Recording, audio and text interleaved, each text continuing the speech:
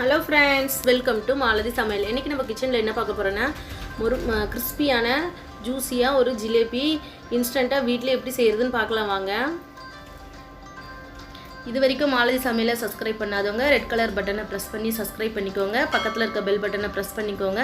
உங்களுக்கான புதிய வீடியோக்கள் தினம் தினம் காத்துக்கிட்டு இருக்கு. ஃபஸ்ட்டு அதுக்கு ஒரு பவுல் எடுத்துக்கோங்க. பவுலில் 1 கப் மைதா மாவு ஆட் பண்ணிக்கோங்க. அப்புறம் 1/4 கப் தயிர் ஆட் பண்ணிக்கலாம். இப்போ 1 பிஞ்ச் உப்பு ஆட் பண்ணிக்கோங்க. உப்பு கம்மியாக போடுங்க. அப்புறம் ஒரு 1/2 ஸ்பூன் ஃபுட் கலர் ஆட் பண்ணிக்கலாம். இன்றைக்கி நான் ரெட் கலர் எடுத்திருக்கேன். இப்போ 1/4 ஸ்பூன் பேக்கிங் பவுடர் ஆட் பண்ணிக்கலாம். இது எல்லாம் நல்லா மிக்ஸ் பண்ணிடுங்க. இப்போ 1 டம்ளர் தண்ணி எடுத்திருக்கேன். அது 1/2 டம்ளர் தண்ணி அளவு கரெக்டாக இருந்தது. கொஞ்சம் கொஞ்சமாக தண்ணி ஊற்றி மிக்ஸ் பண்ணிக்கோங்க. மொத்தமாக ஊற்றி மிக்ஸ் பண்ணாதீங்க.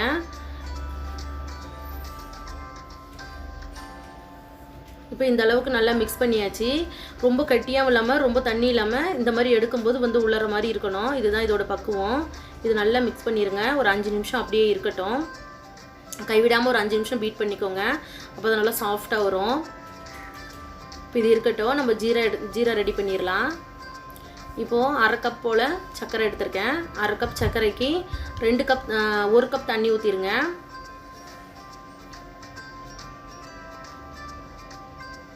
அரை கப்புக்கு 1 கப் தண்ணி ஊற்றணும்.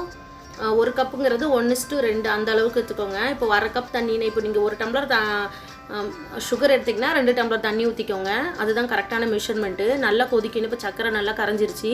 இப்போ ஒரு 4-5 ஏலக்காய் தட்டி போட்டுருங்க. நல்லா வாசனையாக இருக்கும்.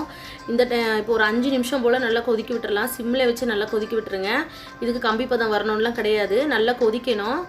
ஒரு 5-6 நிமிஷத்துக்கிட்ட நல்லா கொதிக்க விட்டுருங்க. அது பாருங்கள், நல்லா பபிள்ஸ் நல்லா கொதிச்சிருச்சு. இந்த டைமில் ஒரு 4-5 துளி லெமன் ஆட் பண்ணிக்கோங்க. ஒரு 1/2 ஸ்பூன் போல் லெமன் ஆட் பண்ணிக்கோங்க. இந்த லெமன் எதுக்கு ஆட் பண்ணுறேன்னா நம்ம சக்கரை பாகு கட்டியாகாமல் இருக்கிறதுக்காக தான். இப்போ நல்லா இந்த மாவு நல்லா மிக்ஸ் பண்ணியாச்சு.